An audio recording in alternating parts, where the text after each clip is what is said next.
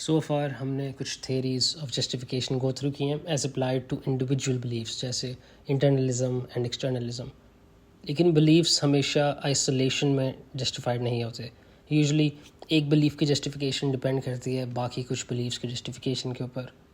For example मेरा ये belief है कि अभी बाहर बारिश हो रही है और मेरे इस बिलीफ की जस्टिफिकेशन डिपेंड करती है on my justification of trusting my perception. यानी मैं ये मानता हूँ और मुझे इस बात पर यकीन है कि मेरी परसेप्शन गलत नहीं है। इसलिए कुछ थेरीज फोकस करती हैं जस्टिफिकेशन के स्ट्रक्चर के ऊपर, that is how a system और set of beliefs is structured.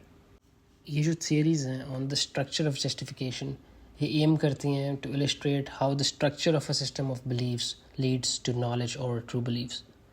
यहाँ पर सबसे पहले आता है फाउंडेशनलिज्म। जिस तरह हमने कहा, हमारे काफ़ी जस्टिफाइड बिलीव्स हम इन्फर करते हैं from other justified believes. For example, मेरा ये मानना है कि पाकिस्तान 1947 में फाउंड हुआ।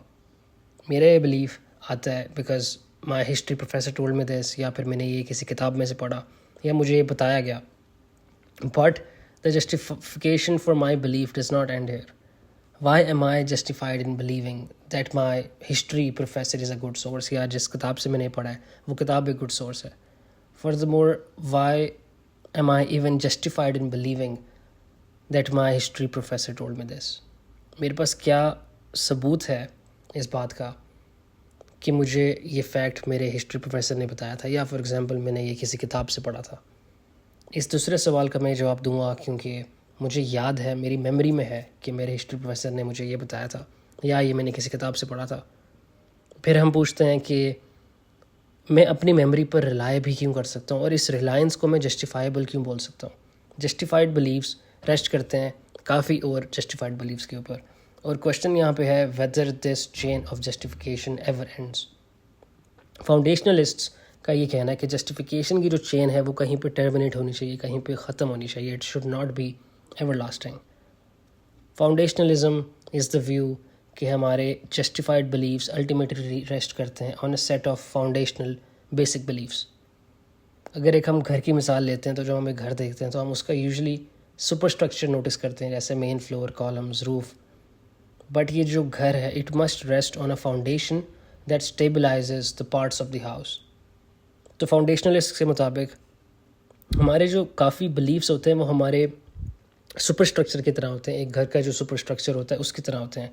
हमारे मेजॉरिटी बिलीव्स इन्फरेंशियल बिलीव्स होते हैं या फिर बिलीव्स बेस्ड ऑन इन्फरेंस। और फाउंडेशनलिज्म के मुताबिक सारे बिलीव्स एक फाउंडेशन ऑफ बेसिक बिलीव्स पर डिपेंड करते हैं। फॉर एग्जांपल, मेरा ये बिलीफ है कि मेरी परसेप्शन रिलायबल है।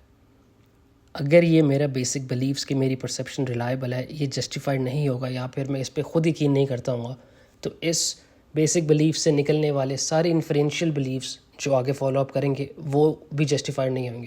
क्योंकि अगर मैं यही नहीं मानता कि मेरी परसेप्शन जस्टिफाइबल है तो मैं ये भी नहीं मानूंगा कि बाहर बारिश हो रही है। और उसी तरह अगर मैं ये नहीं मानता कि मेरी मेमोरी रिलायबल है, जो कि एक बेसिक बिलीफ है, तो then all of my following inferential beliefs, जैसे मेरे हिस्ट्री प्रोफेसर ने मुझे ये बताया कि हम 1947 में पाकिस्तान फाउंड हुआ, तो ये बाकी सारे इन्फरेंशियल बिलीव्स भी जस्टिफाइबल नहीं होंगे। लेकिन अब यहाँ पर सवाल आता है कि इन बेसिक बिलीव्स को क्या चीज़ जस्टिफाई करती है। What justifies our basic believes, जो कि एक फाउंडेशन सेट्स करते हैं जिनके ऊपर बाकी इन्फरेंशियल बिलीव्स रेस्ट करते हैं। अगर तो ये बेसिक बिलीव्स फंक्शन करते हैं as to justify other believes that we have, तो इन टर्न ये भी जस्टिफाइड होने चाहिए, नहीं तो हमारा जो सारा स्ट्रक्चर है इट वुड फॉल अपार्ट। तो फाउंडेशनलिज्म के मुताबिक जो हमारे बिलीव्स हैं which make up the foundation, they are justified believes, they are basic beliefs which are justified, क्योंकि ये नॉन इन्फरेंशियल बेसिक बिलीव्स होते हैं। यानी ये वो बिलीव्स होते हैं जो नॉन इन्फरेंशियल होते हैं, जो हमने इन्फरेंस से किसी और बिलीव से नहीं निकाले होते। और क्योंकि यहाँ पे चेन ऑफ जस्टिफिकेशन रुक जानी चाहिए, तो ये basic beliefs which make up the foundation, they are non inferential in the sense कि ये अपनी जस्टिफिकेशन किसी और बिलीव की जस्टिफिकेशन से नहीं जोड़ रहे। ये फाउंडेशनल बिलीव्स हैं, इसलिए ये नॉन इन्फरेंशियल होने चाहिए, नहीं तो चेन ऑफ जस्टिफिकेशन कभी रुकेगी नहीं।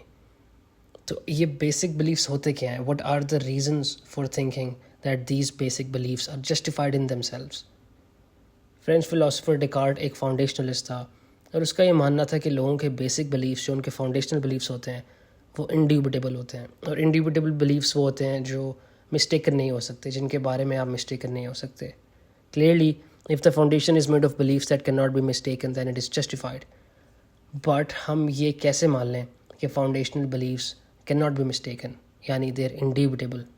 डिकार्ट का ये कहना था कि जो भी एक सब्जेक्ट क्लियरली और डिस्टिंक्टली कंसीव कर सकता है अपने दिमाग में, they can take to be true because God would not allow them to be fooled. यहाँ पर डिकार्ट बात कर रहा है कि एक्वेंटेंस एक डायरेक्ट और अनमीडिएटेड नॉलेज है. Acquaintance is unmediated by other ways of knowing including inference. तो जो बिलीव्स हम एक्वेंटेंस के थ्रू गेन करते हैं they are non inferential, which is what the foundationalist wants. Beliefs जो हम गेन करते हैं एक्वेंटेंस के थ्रू वो जस्टिफाइड हैं, which is why Russell deems them knowledge. इसीलिए knowledge by acquaintance is a possible candidate for the foundation of beliefs.